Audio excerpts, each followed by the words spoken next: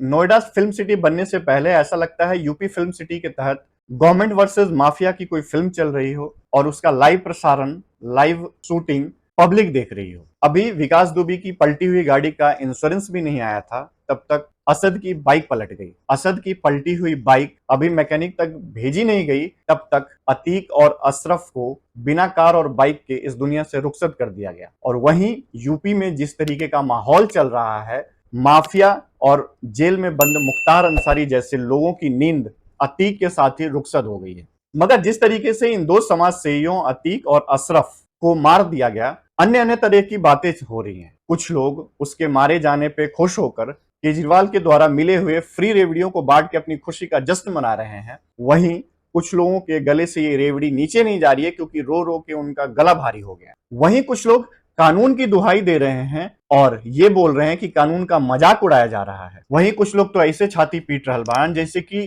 कोनो महान देश प्रेमी गरीबों के मसीहा के मार दिहल गई। तो आज के इस वीडियो में इन्हीं समाज सेवकों के समाज से रुखसत होने पे सही या गलत पे चर्चा करेंगे।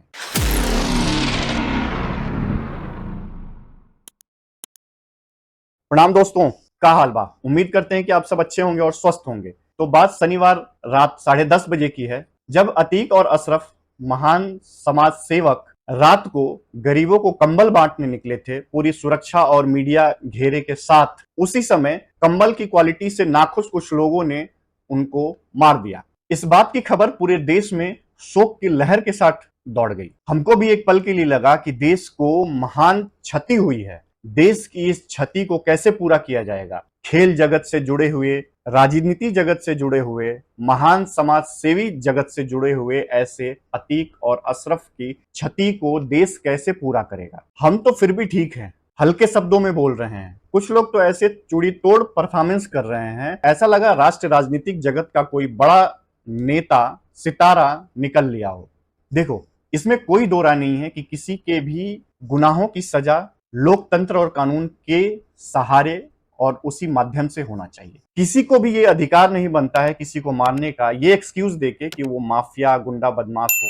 लोकतंत्र में कानून व्यवस्था के साथ ही ऐसे माफिया गुंडा बदमाशों को सजा देने का अधिकार है, पुलिस और लोकतंत्र को सिर्फ। लेकिन वहीं जब देश में 40-40 सालों तक ऐसे बाहुबलियों का राज चले और कोर्ट और कानून की ऐसी धज्जियां उड़ाई जाए, तो इस तरीके की जब घटना होती है तो लोगों को इससे कोई लेना देना नहीं होता कि उसको कैसे मारा गया है, उसको फेक एनकाउंटर से मारा गया है या किसी ने उसको मार दिया है, उसको किन 3 लोगों ने मारा है, इससे किसी को घंटा कुछ फर्क नहीं पड़ता है। लोगों को बस उस माफिया के आतंक से राहत का एहसास होता है और इसी बात को लोग सेलिब्रेट कर रहे होते हैं। क्योंकि जिस इंसान पे 40 साल से इतने सैकड़ों केसेस चल रहे थे और आज तक उसको एक भी सजा नहीं हुई किसी भी केस में, यहां तक कि हर एक केस के लिए कई सारे जज अपने केस को छोड़ देते थे उस माफिया के डर की वजह से। तब ये जो लोग बोल रहे हैं कि कानून का मजाक बनाया जा रहा है, तब कानून का मजाक नहीं बनाया जा रहा था जब 10-10 जज एक केस के लिए केस छोड़ देते थे डर की वजह से। तब कानून का मजाक नहीं बनाया जा रहा था जब उसी अतीक ने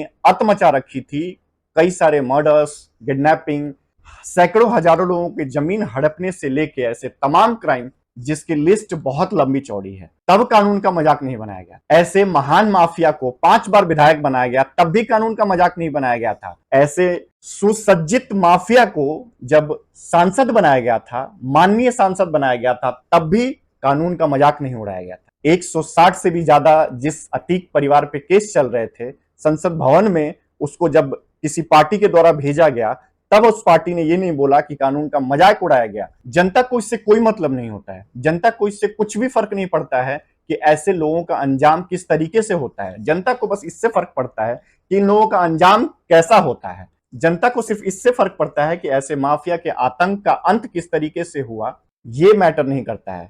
इस माफिया के ऐसे आतंक का अंत हुआ, बस इससे पब्लिक को फर्क पड़ता है। क्योंकि जनता को यह पता है कि जो इंसान 40 साल से क्राइम में डूबा हुआ है, उसके बाद भी विधायक और सांसद बनता है, तो क्या इस बात की गारंटी कोई दे सकता है कि उसे कानून के तहत सजा हो जाती और फिर से सरकार बदलती और ऐसे लोगों की सरकार आ जाती जो उसको समर्थन देते हैं, तो इसकी गारंटी कौन लेता कि वो बेल पे बाहर नहीं आ सकता था। इस बात की गारंटी कौन लेगा कि वो बेल पे बाहर आके फिर से लोगों को डरा धमका के मार के अपना आतंक नहीं फैलाता। इस बात की गारंटी कौन लेता कि उस पे सजा होते हुए भी जेल से बाहर आके फिर से वो मंत्री, एमएलए, विधायक बनता। इस बात की गारंटी कौन लेता कि उसके खौफ में फिर से लोगों को जीना पड़ता। तो सवाल ये नहीं है कि वो कैसे मारा गया, सवाल ये है कि लोगों ने राहत की सांस ली, क्योंकि लोगों को इससे कोई फर्क नहीं पड़ता कि इस तरीके के लोगों का अंत कैसा है। और अंत में बस इतना ही कहना चाहूंगा ऐसे लोगों के लिए जो हाय तौबा मचाए पड़े हैं मानव अधिकारों की बात करके। मानव अधिकार मानवों के लिए होते हैं, दानवों के लिए नहीं। और एक वाक्य और है ऐसे लोगों के लिए, इब्दिता इश्क है, रोता है क्या, आगे आगे देखो बाबा के राज्य में होता है क्या। तो ये कहानियां तो चलती ही रहेंगी। अतीक और इनसे जुड़े हुए तमाम लोगों के एनकाउंटर, मर्डर, इन सब पे आपके क्या विचार हैं कमेंट कीजिएगा। आप ये वीडियो कहां से देख रहे हैं ये भी कमेंट कीजिएगा। और अगर वीडियो अच्छी लगी हो तो लाइक, और चैनल पे नए हैं तो सब्सक्राइब जरूर कीजिएगा। मिलते हैं तब तक के लिए, प्रणाम।